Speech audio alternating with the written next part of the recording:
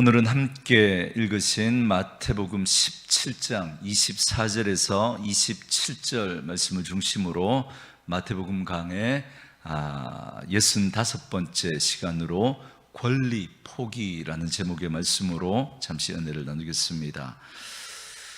예전에 우리나라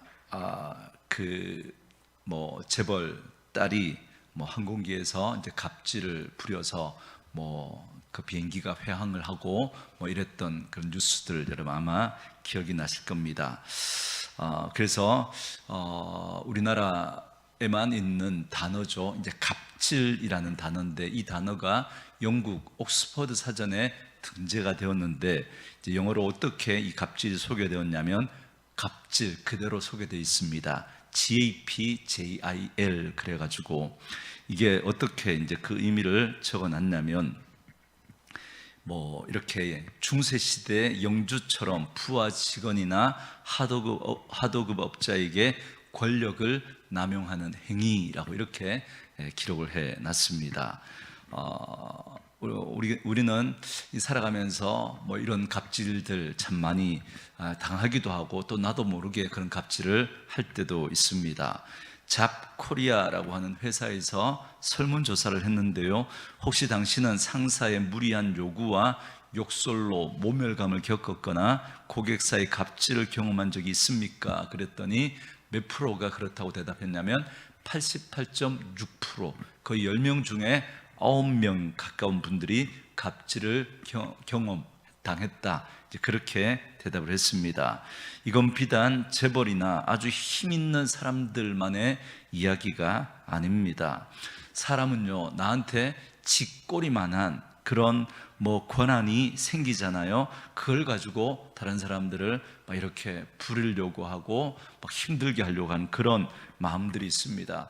여러분, 누누이 말씀드리지만 제 지독한 특징은 자기중심주의이기 때문에, 그래서 자기가 가진 권력을 가지고 다른 사람들을 힘들게 하고 그걸 가지고 자기를 이렇게 돋보이게 하려고 하는 그런 모습들이 있습니다. 예를 들면 식당에 가잖아요. 여러분, 식당에 가서 나는 분명히 돈을 내고 밥을 사 먹는 거잖아요. 그리고 또 손님은 왕이다, 이 딱 두 가지를 가지고 우리는 갑질을 합니다. 그래서 왜 이렇게 늦게 나오냐, 왜 이렇게 덥냐, 왜 이렇게 이렇게 깨끗하지 않냐, 이러면서 갑질을 부리는 그런 모습들을 보기도 합니다. 소심한 갑질도 있죠. 배달 음식을 시켰는데 늦게 오거나 뭔가 좀 마음에 안 들면 여러분 어떻게 갑질을 합니까?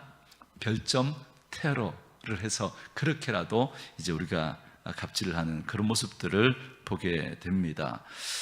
여러분, 그래서 우리 끊이지 않고 그런 뉴스들 보지 않습니까? 아파트 경비원이나 청소하시는 분들을 하대하고 함부로 대하는 그런 소식들, 이런 거 보고 우리가 야, 이거 정말 너무하다, 이렇게 함부로 손가락질 할 수 없는 이유가, 여러분, 우리들도 하다못해 집에 와서 남편이 아내에게, 아내가 남편에게, 또 부모가 자녀에게 이런 갑질을 할 때가 많이 있기 때문에 그렇습니다.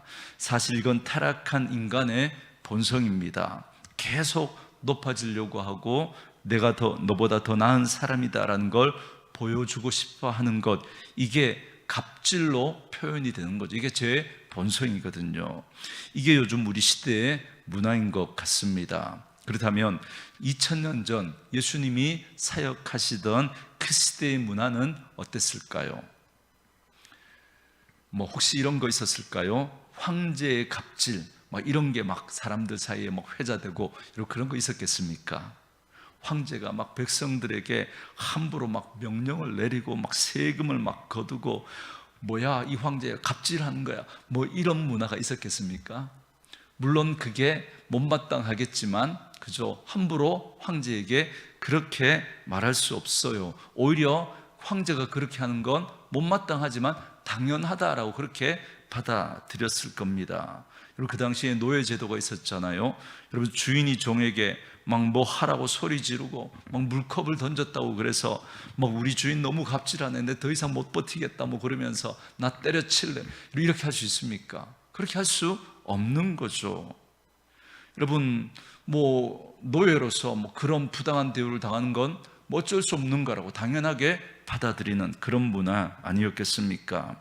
그리고 그 당시에 여러분, 여자들은 사람들의 숫자를 헤아릴 때 거기에 포함되지도 못했습니다. 마치 투명인간처럼 취급을 당했죠. 그럴 때 남편이 아내에게 뭐라고 했다고 해서 아내가 우리 남편 나한테 막 갑질한다고 뭐 이렇게 생각하고 막 이걸 가지고 막 문제를 삼고 그럴 수 있겠습니까?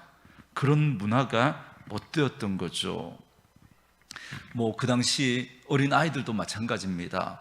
사람으로서 뭐 이런 대우를 받지 못했던 그런 시대였죠. 그래서 심지어 뭐 어른들이 그저 부모가 그 자녀를 뭐 이렇게 팔기도 하고 갖다 버리기도 하고 뭐 구타하고 이런 일들이 비일비재했지만 그러나 그게 너무 당연한 것처럼 생각되어졌던 겁니다.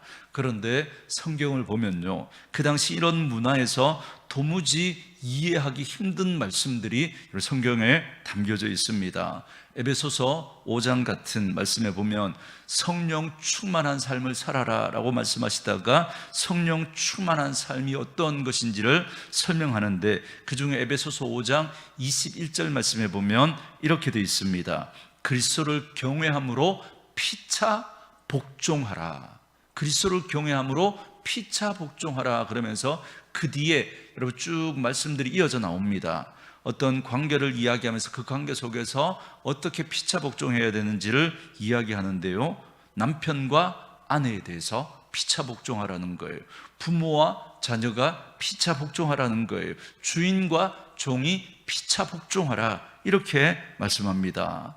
요즘 우리는 남편과 아내가 서로 존중하고 그저 서로 복종하고 뭐 이거 당연한 것 아니냐 이렇게 생각할지 모르겠지만, 그 당시 문화로서 보면 이건 굉장히 급진적인 이야기입니다. 종이 주인에게 복종하는 거 당연하지만 어떻게 주인이 종에게 복종하냔 말이죠. 이건 말도 안 되는 주장인 거죠. 그리고 더 놀라운 건 뭐냐면 그런 복종을 어떻게 하라고 하는지 그걸 구체적으로 살펴보면 더 놀랍습니다. 아내들이요 남편들에게 복종하라. 이것만 들으면 굉장히 부당한 것 같죠. 그런데 그 전제 조건이 앞에 있는 거에 걸린다 그랬죠. 서로 피차 복종하는, 거기에 이야기를 하면서 아내는 남편에게 복종하고 남편은 아내에게 어떻게 하라고요? 그 피차 복종이 남편은 아내를 어떻게 하라고요? 사랑하라고 하는데 어떻게 사랑하라고 그래요? 그리스도께서 교회를 위해서 사랑하신 것 같이. 여러분, 이거 말이 좋아서 그렇죠. 이게 무슨 말이에요? 그리스도께서 교회를 위해서 어떻게 사랑하셨어요? 죽기까지. 아내를 위해서 죽으라는 거예요. 여러분, 이거 굉장히 부담되는 이야기죠. 그래서 그 내용들을 보면 정말 충격적인 이야기가 아닐 수 없습니다. 이게 2000년 전 성경 말씀에 나오는 말씀입니다. 그러니까 우리가 생각해도 이거 좀 심한 거 아니야? 이런데 2000년 전 그 문화 속에 살아가던 사람들에게 이 성경의 이 말씀은 너무나 충격적이고 너무나 급진적인 이야기였습니다. 그리고 또 이렇게 이야기합니다. 종들아 주인들에게 복종하는데 마치 주님께 하듯 해라 그럽니다. 거기까지는 오케이, 뭐 당연하게 받아들일 수 있겠죠. 그런데 그 뒤에 말씀해 보면 주인도 이와 같이 하라 그럽니다. 주인도, 종들이 주인을 대하는 것과 같이 주인도 종들을 대하라는 거예요. 그 당시 문화 속에는 이건 그야말로 세상을 뒤집는 혁명적인 말과도 같은 거였습니다. 사실 이런 주장을 한 혁명들이 우리 인류 역사에 많이 있었죠. 대표적으로 프랑스 혁명, 이럴 때 자유, 인권, 박애 이런 걸 주장하면서 많은 사람들이 시위를 벌이지 않았습니까? 그리고 공산혁명도 여러분 그런 거잖아요. 이렇게 높은 놈, 낮은 놈 뭐 이런 구분 없이 아주 공평하게 똑같이 잘 평등하게 사는 그런 세상 만들자. 그래서 어른이고 애고 뭐 주인이고 간에 다 부를 때도 어떻게 불러요? 동무라고 그렇게 부르는 그런 세상 만들자라고 해서 공산혁명을 그렇게 일으킨 거잖아요. 그런데 그 공산혁명이 성공한 그 나라에서 어떤 일이 벌어졌습니까? 이제는 종이 주인이 됐어요. 종이 죽창으로 지주들을 막 찔러 죽였습니다. 그리고 여러분, 그래서 어떤 세상이 됐습니까? 주인과 종이 위치만 바뀌었지 또다시 평등한 세상은 역시 아니었던 거예요. 그러니까 진짜 성경이 말하는 이 말씀은 한 번도 인류사 역사 가운데 이루어진 적이 없습니다. 자기들 힘으로 이루어내지, 이건 인간의 힘으로 이루어낼 수 없는 거거든요. 그렇지만 하나님의 사람들에게서 그것이 가능한 그런 말씀을 오늘 성경이 우리에게 던져주고 있는 겁니다. 이제 많은 사람들이 질문을 던집니다. 아니, 내가 주인인데 왜 이 종놈들한테 내가 이렇게 폭종하고 잘해줘야 되느냐고. 내가 사장인데 왜 저 말단 직원한테 내가 공손하게 그렇게 해야 되냐고. 내가 이 자리까지 어떻게 올라왔는데 내가 왜 그렇게 해야 되는 거냐라고 그런 질문이 생기지 않겠습니까? 여러분, 성경에 오늘 이 말씀들을 우리가 듣는다면 세상의 논리와 기준을 가지고 여러분 오늘 이 말씀을 들으면 이런 질문이 생기게 되어 있습니다. 이 질문들을 따라가다가 보면 우리가 만나는 한 사람이 있습니다. 성경이 왜 이렇게 말씀하시는지 따라가다가 보면 한 사람을 만나게 되는데 그분이 바로 예수 그리스도입니다. 왜냐하면 그 예수님이 그렇게 하셨거든요. 그래서 그분을 통해서 구원받은 우리들도 그렇게 살아가야 한다라는 것이 성경의 가르침입니다.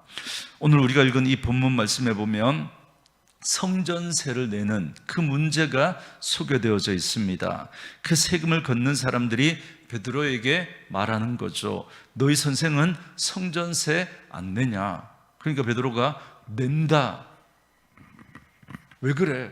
낸다. 이렇게 하면서 이제 주님과 대화하는 이야기가 오늘 본문에 짧게 소개되어져 있습니다. 주님의 말씀을 한마디로 요약하면 이런 거죠. 나는 하나님의 아들이기 때문에 성전세를 안 내도 된다. 그러나 저들로 하여금 실족하지 않게 하기 위해서 나는 성전세를 내겠다라는 것이 바로 오늘 본문의 핵심입니다. 그런데 잘 보시면 주님은 왜 베드로가 오고 있는지 미리 아셨어요. 예수님은 아시고 먼저 베드로에게 이런 질문을 던집니다. 25절 말씀 우리 같이 한번 읽어볼까요? 25절 있습니다. 시작. 시몬아, 네 생각은 어떠하냐? 세상 임금들이 누구에게 관세와 국세를 받느냐? 자기 아들에게냐 타인에게냐? 이렇게 묻습니다. 여러분, 이거 너무 당연한 거죠. 여러분, 이거 세상 임금이 관세와 국세를 누구에게 받죠? 자기 아들에게 받습니까? 타인에게 받습니까? 타인에게 받죠. 당연한 거죠. 다른 말로 하면 아들은 세금을 낼 필요가 없다라는 겁니다. 그 얘기를 주님이 하고 있습니다. 여러분, 아이들이 어릴 때는요, 이렇게 제가 어릴 때는 동네 슈퍼마켓집 아들이 부러웠습니다. 왜요? 쟤는 그저 거기 있는 맛있는 과자들 마음대로 먹을 거니까, 그저 그 과자 먹는다고 해서 그저 그 아버지가 그저 뭐 이렇게 돈 내라 그렇게 안 할 거 아니에요. 그죠? 지금 주님이 하신 말씀이 그런 얘기입니다. 그 왕들이 사람에게 세금을 걷어도 자기 아들에게는 안 걷는다는 거예요. 그렇다면 이 논리를 그대로 가지고 오면 여러분, 성전의 주인은 누굽니까? 하나님이죠. 성전은 하나님이 임재하시는 곳이니까 성전의 주인은 하나님이십니다. 그리고 예수님은 하나님의 아들이시죠. 그러면 하나님의 아들이신 그분이 성전세를 낼 필요가 있어요? 없어요? 없죠. 하나님의 아들이니까.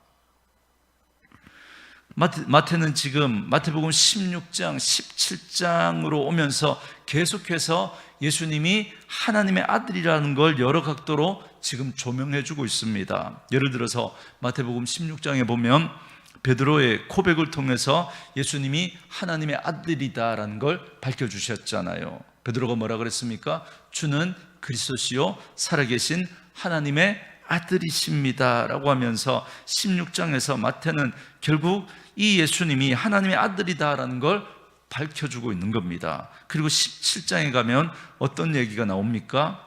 예수님께서 그 변화산, 위에 올라가셨는데 거기서 변화되셨죠. 얼굴이 해같이 빛나고 옷도 빛나고 거기에 또 막 두 증인이 나타나는데 모세와 엘리야가 나타납니다. 그때 하나님 하늘에서 음성이 들려왔죠. 무슨 음성이 들려왔습니까?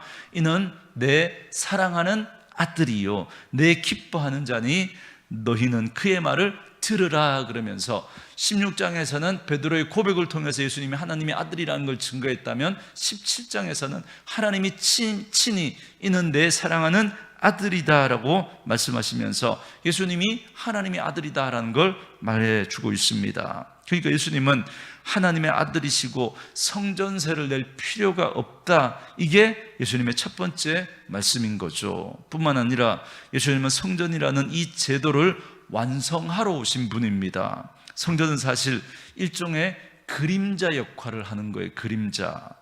에덴 동산에서 추방된 인간이 하나님 앞에 나아갈 수 있는 길이 막혀버렸습니다. 그런데 하나님이 정말 실오라기 같은 그 길을 조금 보여주시는 거예요. 이런 거죠. 하나님께 나아갈 수 없는데 성전에 나아갈 때 양 한 마리를 끌고 가서 거기서 희생 제물을 드리고 대신 자기가 용서를 받고 하나님 앞에 나아갈 수 있는 그 길을 실오라기만큼 그렇게 열어두신 겁니다.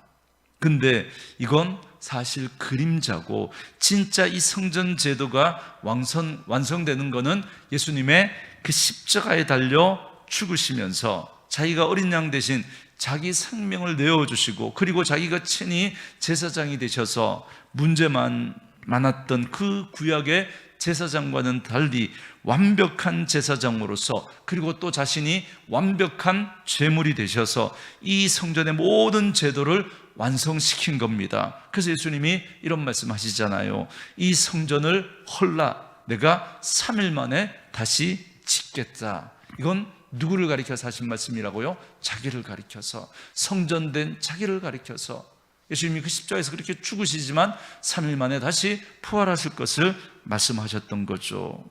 그래서 이제 성전은 예수님에 의해서 완성될 것이고 이 구약부터 있었던 이 성전은 없어질 겁니다. 그런데 없어질 성전을 위해서 성전세를 낸다. 이거 좀 웃기는 이야기 아닙니까? 그런데 예수님은 그렇게 하겠다는 거예요. 성전세 내겠다는 거예요. 아들이기 때문에 안 내도 돼요. 그리고 이 성전제도 이제 예수님이 성전을 완성하시러 오셨기 때문에 이제 더 이상 성전세 같은 이거 안 내도 돼요. 낼 필요도 없어요. 그런데 예수님은 내시겠다는 거예요. 왜 그렇게 하시겠다는 거예요? 오늘 본문에 뭐라고 이야기합니까? 그러나 우리가 그들이 실족하지 않게 하기 위해서 성전세를 내겠다, 이렇게 말씀하십니다. 주님은 안 내도 될 권리가 있습니다. 안 내도 될 자유가 있습니다. 그런데 기꺼이 그 권리를 포기하고 그 자유를 포기하고 성전세를 내겠다라고 하시는 게 바로 오늘 본문의 이야기입니다. 그런데 주님이 이런 권리를 포기하는 이 예수님의 이 권리 포기는 이 성전세가 처음이 아닙니다. 어찌 보면 주님의 인생 전체가 권리 포기라고 그렇게 말할 수도 있습니다. 예수님은 원래 하나님의 아들이셨잖아요. 그죠? 하나님과 같은 분이잖아요. 그런 분이 왜 인간이 되십니까? 인간이 되기 위해서 뭘 포기하셨습니까? 하나님의 아들이라고 하는 그 자리를 포기하신 거예요. 그리고 온 세상을 창조하신 그분이, 창조주이신 그 분이 친히 피조물로 그렇게 인간의 몸을 입고 이 땅에 내려오신 거예요. 여러분, 그것 자체가 권리 포기입니다. 여러분, 우리가 아무리 강아지를 사랑한다고 해서 강아지 위치까지 내려가지는 않잖아요. 그죠? 아무리 강아지를 사랑해도, 그죠? 누가 나한테 이 멍멍이 같은 놈 그러면 막 열을 받아 하잖아요. 그죠? 반려견을 키우고 계신 분들 아무리 강아지를 사랑해도 강아지 위치에 내려가서 같이 뭐 개밥을 먹고 같이, 그죠?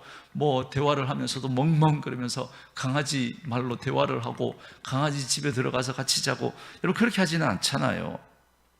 아무리 강아지를 사랑해도 나는 어디까지나 인간이고 너는 개야, 이 선이 있는 거잖아요. 근데 하나님이신 그분이 하나님 위치에서 우리를 내려다보시면서 그렇게 내가 너 사랑해 이렇게 하시는 게 아니라 하나님께서 친히 인간의 몸을 입고 이 땅에 내려오신 겁니다. 내려오시기 위해서 기꺼이 하나님의 위치를 포기하신 거예요. 보통 우리가 하나님을 이야기할 때 무소부재하신 하나님 이렇게 우리 이야기하잖아요, 그죠? 무소부재하다라는 말이 무슨 말이에요? 안 계신 곳이 없다 그 말이죠. 그만큼 하나님은 크신 분이십니다. 근데 그 예수님이 그걸 포기하시고 마리아의 뱃속에 들어가셔서 갇혀 계셨어요. 거꾸로 매달려 가지고 거기서 10달 동안 그렇게 마리아의 뱃속에 계셨던 거예요. 어디든지 안 계신 곳이 없는 그분이 그 권리를 포기하고 그 좁은 공간에 갇혀 계셨던 거예요. 그리고 수많은 신하들의 환호를 받으면서 태어났던 게 아니라 옆에서 짐승들의 울음소리가 들리는 그 마국간에 태어나셨습니다. 그리고 때로는 헤롯이 죽이려고 해서 애굽으로 도망가기도 하시고 돌아오셔서는 예루살렘이라고 하는 그런 번화한 그 중심에 그렇게 들어가셨던 게 아니라 저 갈릴리 거기서도 촌동네 나사렛 그 촌에 들어가서 그 예수님이 사셨습니다. 그리고 수많은 사람들의 조롱과 손가락질을 받으셨고, 그리고 어떻게 했습니까? 마침내 붙들려 가셨습니다. 붙들려 갈 때도 베드로가 막 칼을 빼들고 막 이렇게 저항하려고 했지만 그때 예수님이 뭐라 그랬습니까? 12영 더 되는 그 하나님의 천군 천사를 데려와서 나를 지켜주게, 나를 뭐 이렇게 지키게 할 수 있지만 나는 그 권리 포기한다라고 그렇게 말씀하셨습니다. 예수님이 십자가에 달렸을 때 수많은 사람들이 네가 메시아라면 한번 내려와 봐라, 자기를 구원해 봐라, 자기도 구원하지 못하면서 네가 어떻게 메시아냐 그렇게 소리를 쳤지만 예수님은 묵묵히 거기서 죽임을 당하셨습니다. 바로 저와 여러분을 구원하기 위해서 우리 주님이 기꺼이 자신이 그렇게 할 수 있는 권리가 있지만 그걸 포기하셨던 겁니다. 자기가 누릴 수 있는 자유가 있지만 그걸 포기하셨던 거예요. 사실 이제 오늘 본문이 지나고 나면 예수님이 예루살렘으로 올라가시는 이야기가 이어집니다. 이제 십자가를 지러 가시는 거예요. 예수님의 권리 포기의 하이라이트라고 말할 수 있는 그 십자가를 향해서 걸어가시는 바로 이 길목에 오늘 본문이 자리 잡고 있는 겁니다. 그래서 오늘 본문은 예수님께서 자기 권리를 포기하시는 것을 이야기하고 있는데요, 이 본문을 깊이 묵상하다가 보면 이런 질문이 생깁니다. 너희들도 다른 누군가를 위해서 권리를 포기할 수 있겠느냐? 예수님의 제자라고 자부하면서 주님을 따르는 제자들에게 너희들도 내가 걸었던 이 길, 권리를 포기했던 이 길을 너희도 걸어갈 수 있겠느냐? 이런 질문을 던지고 계신 거예요. 오늘 이 자리에 앉아있는 여러분에게도 오늘 우리 주님이 같은 질문을 던지고 계신 줄 압니다. 너희들도 다른 누군가를 위해서 너희들의 권리, 너희들의 자유 포기할 수 있겠느냐 묻고 계시는 거죠. 여러분, 예수님이 이렇게 말씀하셨잖아요. 왜 권리를 포기하시는지, 왜 오늘 본문이 뭐라고 이야기합니까? 저희들로 하여금 실족하지 않게 하기 위해서. 그런데 이 실족하다라는 말이 참 재밌습니다. 실족하다, 뜻풀이를 하면 발을 잃어버린다는 거잖아요, 그죠? 발이 있으면 안 넘어질 텐데, 그런데 발을 잃어버렸으니까 넘어지는 거잖아요. 그러니까 내 행동 때문에 저 사람이, 그죠? 내 행동 때문에 발에 걸려가지고 넘어지지 않도록 하겠다라는 거잖아요.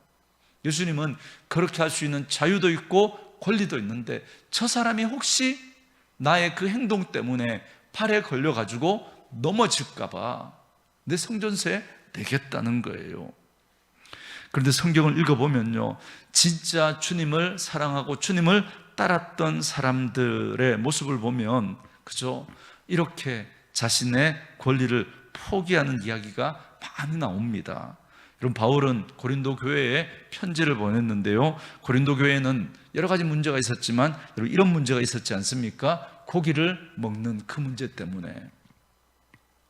여러분, 이것 때문에 굉장히 치열한 다툼이 있었습니다. 여러분, 여기 이 고기가 어떤 고기냐면, 여러분, 그 당시에 막 우상이 너무나 횡행해서 사람들이 너무나 이제 우상에서 막 이렇게 제사를 많이 드리고 하니까 그 우상의 신전에서 이렇게 제사를 드리고 났던 그 고기가 그 신전에서 다 소화가 되지 못하고 이렇게 뒤로 빠져나와서 시장에서 다시 거래가 되는 거예요. 그래서 시장에서 이렇게 고기를 사 먹게 되면 그거는 거의 열의 9은 이렇게 우상에게 제물에 드려졌던 그 고기를 먹게 되는 겁니다. 그래서 우상에 바쳐진 그 고기 때문에 어떤 사람은 그거 어떻게 우리 예수 믿는 사람이 우상의 제물에 드려졌던 거 먹을 수 있겠냐, 안 된다, 그런 사람도 있었고요. 아니다, 괜찮다, 우리 자유하다, 그거 먹어도 된다, 이런 사람들도 있었습니다. 이것 때문에 치열한 다툼이 있었던 거예요. 근데 바울은 어떤 생각을 했을까요? 바울도 하나님이 주신 거 감사함으로 받으면, 감사함으로 먹으면 그거 상관없다, 괜찮다, 그렇게 바울도 생각했어요. 하지만 바울이 고기를 먹을 때 어떤 사람이 그것 때문에 실족한다면 어떻게 대사도가 돼서 우상의 제물에 드려진 그 고기를 먹을 수 있냐, 나 저 바울 때문에 시험 들었다, 이런 사람 생길까 봐 바울 어떻게 하겠다는 거예요? 나 고기 먹지 않겠다 그랬습니다. 그래서 고린도전서 8장 13절에 이렇게 결단하는 고백이 나오죠. 그러므로 만일 음식이 내 형제를 실족하게 한다면 나는 영원히 고기를 먹지 아니하여 내 형제를 실족하지 않게 하리라. 나 이거 먹어도 상관없다는 거예요. 나 이거 먹을 수 있는 그런 자유도 있고 권리도 있다는 거예요. 그러나 나는 이런 행동이 누군가에게 실족하게 되는, 크게 실족거리가 된다면 나는 영원히 고기 먹지 않겠다. 이게 바울의 이야기입니다. 그렇습니다. 우리는 어떤 행동을 할 때 이게 옳은가 잘못되었는가 우리 먼저 질문해야 합니다. 그래서 옳은 길로 우리는 가야 됩니다. 그러나 여기서 끝나면 안 됩니다. 아무리 옳은 길이라도 이것 때문에 누군가가 실족할 수 있다면 그걸 포기할 수 있는, 이게 진짜 그리스도인의 성숙한 모습이라는 것이죠. 근데 때로 우리는 너무나 사소한 것 때문에 내 나름의 그 정의를 지키겠다고 여기에 막 목숨을 걸면서 그것 때문에 많은 사람들에게 실족하게 하고 많은 사람들의 눈살을 찌푸리게 하는 그런 일들이 얼마나 많은지 모릅니다. 바울은 갈라디아 5장 13절에서 이렇게 권면했습니다. 너희가 자유를 위하여 부르심을 입었으나 그러나 그 자유로 육체의 기회를 삼지 말고 오직 사랑으로 서로 종노릇하라 그럽니다. 사실 우리가 예수 믿기 전에 죄의 노예가 돼서 그 사탄의 종노릇하던 우리들이었지 않습니까? 그런데 예수님을 통해서 우리는 자유를 얻었잖아요. 그런데 이 자유를 가지고 방탕한 그런 삶을 살지 말고 이 자유를 가지고 오히려 서로 종노릇하라는 겁니다. 기꺼이 내게 주어진 자유를 포기하고 내게 주어진 권리를 포기하고 서로 종노릇하라는 거예요. 아내 여러분, 정말 남편을 주님 섬기듯 섬기십시오. 여러분, 예수님이 어떤 분위기로 이 말씀하시는지 여러분 감이 오시죠? 그렇죠? 마찬가지로 남편 여러분, 여러분의 아내를 정말 주님께서 교회를 사랑하신 것 같이 교회를 위해서 자기의 생명을 내어주신 것처럼 그렇게 아내분들을 섬기셔야 합니다. 남자들에게 주신 명령이 훨씬 더 무거운 것 같아요. 어쨌든 서로 이렇게 하라는 겁니다. 서로.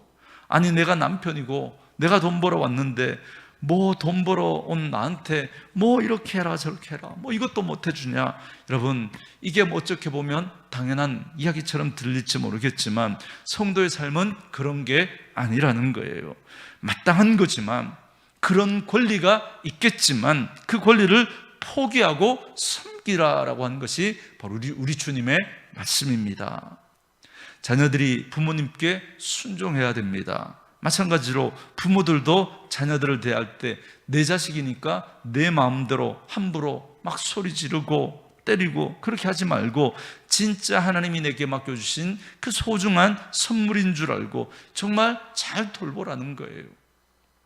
회사에 가서 여러분들이 부하 직원이면 상사들에게 아주 공손하게 그분을 잘 섬겨주셔야 합니다. 마찬가지로 우리 사장님들도 또 직장에 좀 고위직에 계신 그런 분들도 자기 아래 사람들을 정말 주님의 마음으로 그렇게 막 주장하기만 하지 말고 잘 섬겨주라는 거예요.